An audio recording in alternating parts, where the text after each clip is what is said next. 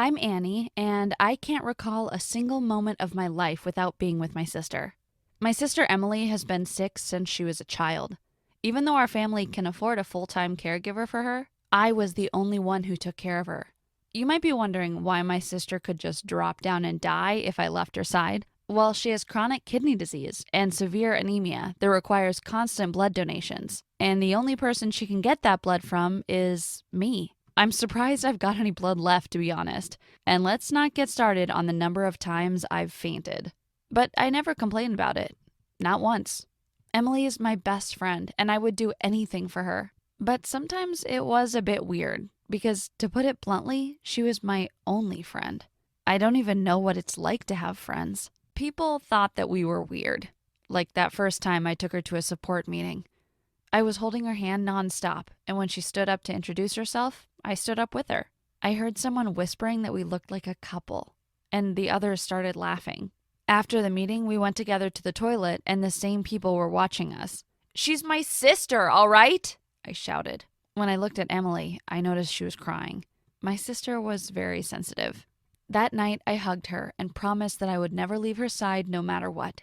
The next week at our meeting, I left Emily to go to the bathroom for 1 minute, but on my way back, I got the fright of my life. My sister had disappeared. I started screaming her name. Everyone looked at me like I was insane, but suddenly, I saw her body lying on the floor in the next room. Was she dead?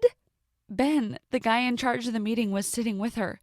He told me to relax and that she was okay. He called an ambulance and said it was on the way. It took us to the hospital, and he came along. Ben was very sweet, actually. He waited in the room with me and never left our side. The doctors told me that my sister's blood pressure had dropped and that she can be released in a couple of hours. Ben invited me for a cup of coffee while we waited. He then asked me, "So what's the deal with this weird relationship that's going on with your sister?" I didn't feel like answering his question, so I put my head down and tears started running down my cheeks. Then I felt his hand touch my chin. He lifted my head up and dried my tears. He said it was okay if I didn't want to discuss it, and he just gave me a hug. He cheered me up and we started chatting about random stuff. He was actually very cute, and before I realized it, he was flirting with me. And I kind of liked it. I felt him leaning in like he was about to kiss me, but then I heard a voice shout, "What do you think you're doing, young lady?" Ugh. It was my mom. I was surprised that she remembered she had a sick daughter and came to check up on her. I told Ben that I'll see him later to save myself the embarrassment, and I went with my mom. She seemed more upset about seeing me with a boy than the fact that her other daughter was in the hospital, but I was used to it. For some reason, I wasn't allowed to date, and my parents were very strict about it. After that, I thought about Ben the whole week, and eventually I couldn't take it anymore. I Googled his name, found his number on the chronic kidney disease support website, and texted him. I had to do it when my sister was sleeping, or otherwise she'd ask who I was texting. I hid my phone under my pillow and waited for a reply. I could barely contain my excitement when I heard my phone buzzing. We started texting back and forth, and he asked me if we could meet for a proper date. I so badly wanted to say yes, but I couldn't go without my sister. But then he said he'd make a plan. So at the next meeting, there was a guest speaker, and Ben asked me if I could help him prepare some tea and cookies for everyone. My sister said she'd be okay, and so that's how I found myself alone in a kitchen with Ben. The moment we were alone, he didn't wait and just leaned in and kissed me. I felt like I was in a dream. We started talking, and I felt like I could open up to him. I told him about my situation, what my parents had taught me, that sisters should be there for one another all the time, and how that's the only way I know how to live. Ben just looked at me and said, "But what about you? When do you ever do anything for yourself?" But I couldn't reply. I had never truly thought about myself before, because thinking about myself felt selfish. The following day, I woke up to some bad news that shattered my world. My sister was transferred to the hospital, and the doctors told us that her kidneys were not responding to the medication anymore. One had completely failed, and if she didn't get a donor ASAP, she will die. I sat there holding her hand, sobbing. Our parents, on the other hand, smiled calmly and said, "Why, we already have a donor. Annie will happily oblige and give her sister one of her kidneys, won't you, dear?" They went on and asked how soon it could be done. I was gobsmacked. They didn't even ask me. For all I knew, they might have signed me up for a complete organ donation. Sure, doc, take my kidneys. Take my liver. What else do you need? My mom wasn't even looking at me. She just asked what I needed to sign and when they could schedule us in. But the doctors stopped them and turned to me and said, Annie, is this okay with you? Do you agree to this? My mom butted in and said, yep, of course she agrees. And then I just lost it. For the first time in my life, I stood up and shouted, no, I don't agree. I don't agree at all. You never ask me what I want. Then I stormed out of there, shaking in a fit of tears. My mom shouted after me that I was a selfish brat, but I didn't care. That was the first time I'd really left my sister. And I almost turned back to get her, but I wanted space. Actually, I wanted to see Ben. I called him and asked if we could meet. I didn't even look back to see if my parents were coming after me.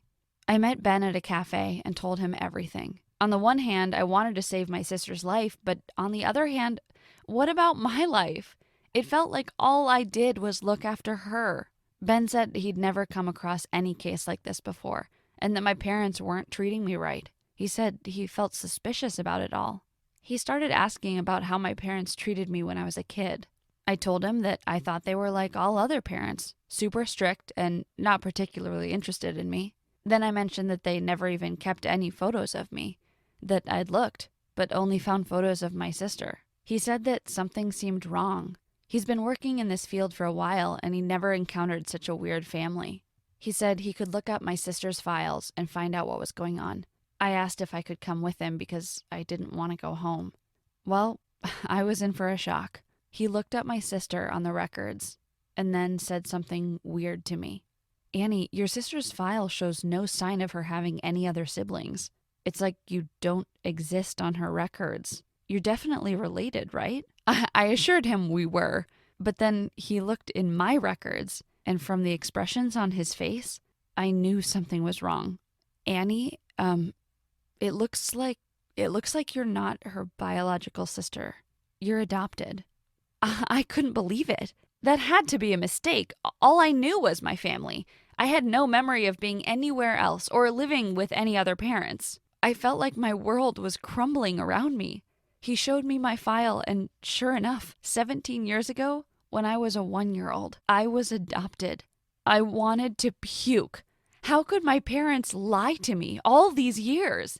Ben drove me home, and as I walked up the path, my mom came running out and asked where the heck I'd been and said my sister needed me. I just waved my file in her face and said, "Explain this!" She looked like she wanted to faint. Then the truth came out. After she gave birth to my sister and realized she was sick, they decided it was too dangerous to have any more children as both their genes meant their kids were at a higher risk of having a chronic condition. So they decided to adopt a baby so their little girl wouldn't be all alone in the world. Because they were so rich and donated loads of money to the orphanage, they were allowed to choose which baby they wanted. Their only request was that the baby has the blood type O. Ah, yes. Now the truth really came out. They adopted me to save their precious little girl's life. They'd used me all these years and didn't care if I got sick from donating a kidney as long as their own flesh and blood daughter survived. I couldn't bear to stand there another second. I ran out in a rage and my sister sat crying on the sofa. Ben said I could stay with him and we could even file a report about my parents. I was so angry, but all I could think about was my sister. What if she died? Was I really the only suitable donor? Now that I'd had a taste of freedom, I didn't want to go back to being with her 24/7, but the thought of life without her was unbearable. I knew what I had to do. But the following week, I got a text from my mom saying, "Your sister is about to die. She won't accept you as a donor. You are the most selfish person I know." So I called the hospital and asked them to pretend I was an anonymous donor and try to get my sister to accept it that way. They said she'd refused mine because she'd felt so guilty for everything I'd been through. But maybe this anonymous one would work. The surgery was set up for the next week. But then a shocking event took place. The hospital called and said that my sister's body was shutting down and that she needs the donation ASAP. I hurried to the hospital. My sister was already in the operating room unconscious. They prepared me for the surgery, and after a few hours, it was done. I asked the doctors to put me in a separate room because I didn't want her to know that it was me. The surgery left me very tired. I don't know for how long I was sleeping before I opened my eyes and saw my sister in my room, sitting in the hospital chair. It was you, wasn't it? They told me it was an anonymous donor, but I know you too well, sis. I started crying immediately. I've never been so happy to see my sister in my life. The transplant was a success, and I don't regret it for a second. Ben and I have said to my sister she can stay with us whenever she wants.